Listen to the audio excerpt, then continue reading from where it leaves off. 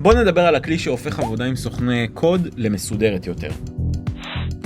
אנחנו עובדים היום עם סוכני קוד כמו קלוד קוד וקודקס, נותנים להם משימה והם כותבים קוד, משנים קבצים, לפעמים עשרות קבצים בבת אחת.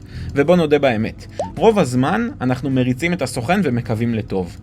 אז נשאלת השאלה, איך נכון לנהל את הגרסאות של הקוד שהסוכן כותב, ומי שומר על הסדר?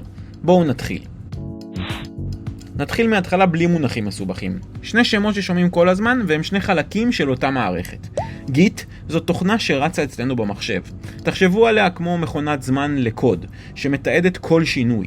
וגיטאב זה הבית של הפרויקטים בענן. שומר עותק של הכל ומראה לנו מה השתנה, מי שינה ומתי. וביניהם שתי פעולות. פוש מעלה את השינויים שלנו לענן, ופול מוריד עדכונים מהענן אלינו. בשורה התחתונה גיט מתעד אצלנו, וגיטאב שומר ומציג בענן. בתיעוד הזה כל נקודת שמירה נקראת קומיט, שמור במשחק. כל פעם שהסוכן מסיים משהו שהוא עובד עליו, הוא שומר אותו. אם נשבר משהו בהמשך, חוזרים לנקודת השמירה האחרונה שעבדה וממשיכים משם. זה מה שנותן לנו חופש להעז, כי אנחנו תמיד יודעים שיש לאיפה לחזור.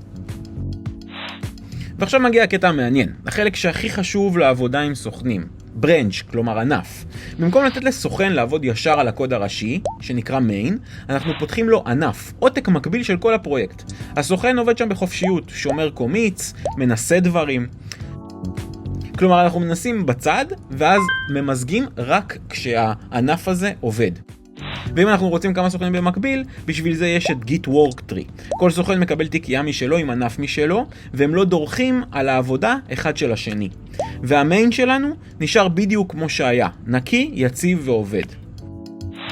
וכשהסוכן מסיים, הוא פותח pull request, כלומר בקשה מסודרת למזג את הענף חזרה לקוד הראשי. גיטאב מראה לנו כל שורה שהשתנתה. ירוק זה מה שנוסף, אדום זה מה שנמחק. עוברים על כל השינויים האלה, מבינים, מחליטים ומאשרים או מבקשים תיקונים נוספים. שום דבר לא נכנס לקוד הראשי בלי שראינו אותו. ואיך זה נראה בפועל? פשוט מדברים עם הסוכן. אומרים לסוכן תפתח ברנץ' חדש לפיצ'ר. אם סיימנו שלב, אנחנו מבקשים ממנו לעשות קומיט. לאחר מכן הוא פותח PR ואנחנו עוברים על שינויים. אנחנו מדברים, הסוכן מריץ, זה כל הסיפור.